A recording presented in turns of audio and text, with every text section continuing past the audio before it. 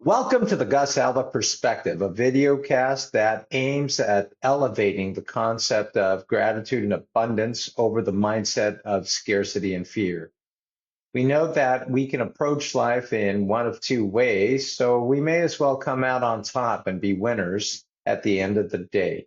I'm a board certified psychiatrist, and the purpose of doing this video cast is to elevate certain themes that are, again, being heard by myself in the clinical setting on more than one occasion. The topic that I'd like to touch on today is choosing your hard. Now, this might sound like an odd thing, but remember, life is filled with challenges, and often we are presented with choices that may seem difficult or hard paths to follow. The concept of choosing your hard revolves around the idea that while every option may come with its own set of difficulties, consciously selecting which challenges to face can lead to more fulfilling outcomes. This videocast will expand on a discussion that explores the notion of choosing your hard in the context of many different facets of life, whether that be marriage, a theme that I just touched on with a patient, whether it be fitness, another area that I was touching on with another patient, or everyday tasks that highlight the benefits of making deliberate choices about which difficulty to embrace.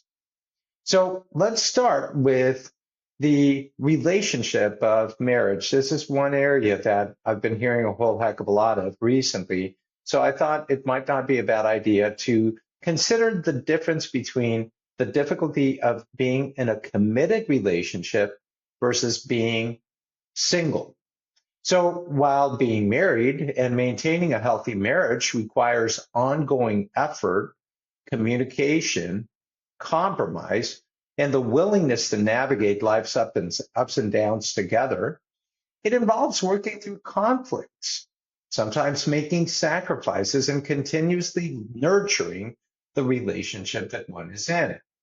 So someone might think, man, it's a whole heck of a lot easier being single, but being single can also be challenging, involving feelings of loneliness, of societal pressures, and the responsibility of managing all aspects of life independently. It requires building a support network, finding fulfillment outside of a romantic partnership, and often confronting societal expectations. Now, if we are to consider that in marriage, there's an investment that basically means that you're working through difficult times to achieve long-term growth and companionship, this effort might result in a deep, meaningful connection and a strong partnership. Whereas being single, avoiding the complexities of a relationship can provide immediate comfort and freedom, but might also result in missing out on the long-term benefits of a committed partnership.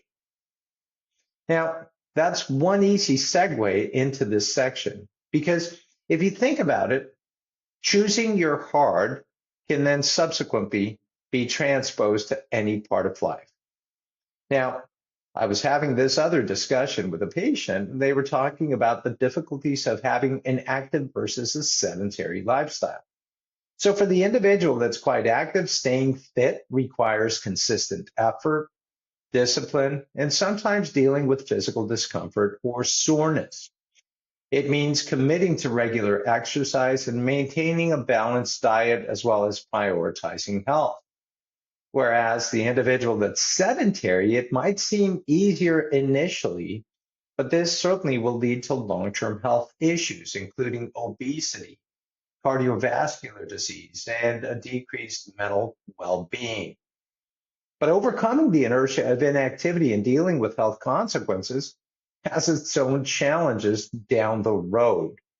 Now, the short-term fitness efforts mean that if you've committed to fitness on a daily or a weekly basis, that can be hard to maintain. It requires setting aside time, pushing through both physical and mental barriers.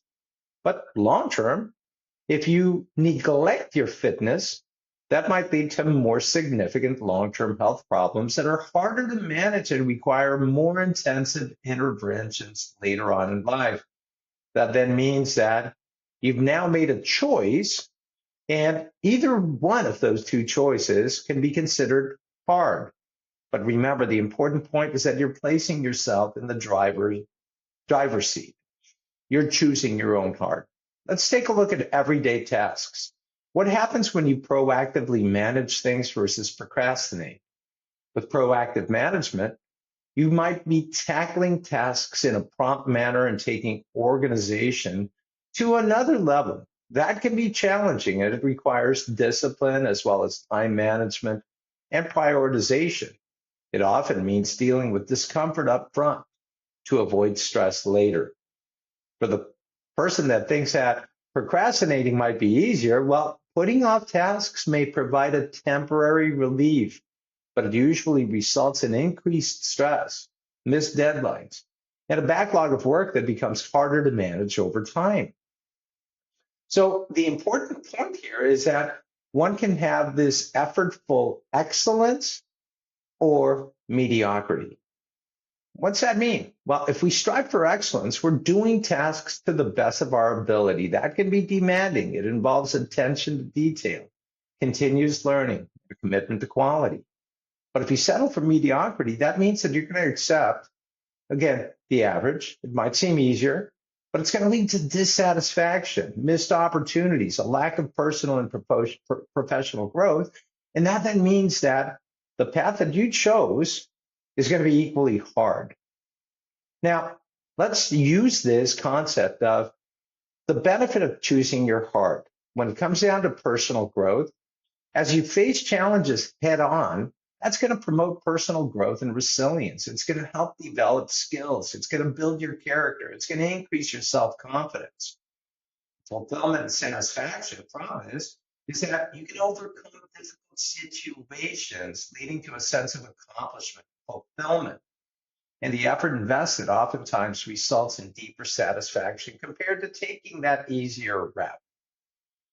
If we consider relationships, if you choose to work on relationships, whether it be marriage or friendship or professional connections, this is going to lead to stronger, more meaningful bonds. Regarding your health and wellness, committing to fitness and proactive task management improves physical as well as mental health. That leads to a better quality of life. So, how do you choose your heart in an appropriate manner? Well, the very first thing is to set clear goals for yourself. Define what it is that you want to achieve in different areas of life. And clear goals provide direction and motivation to face challenges. Embrace a growth mindset, just like this video cast encourages.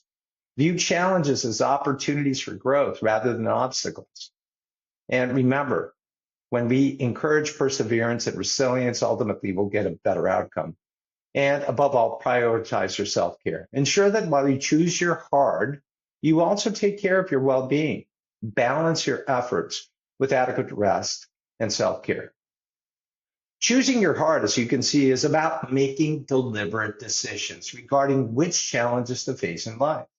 Whether in marriage, in fitness, or in everyday tasks, every choice comes with its own set of difficulties.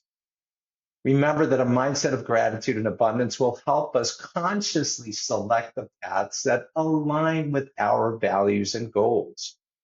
You can foster personal growth, achieve fulfillment, and lead a healthier, more satisfying life this way.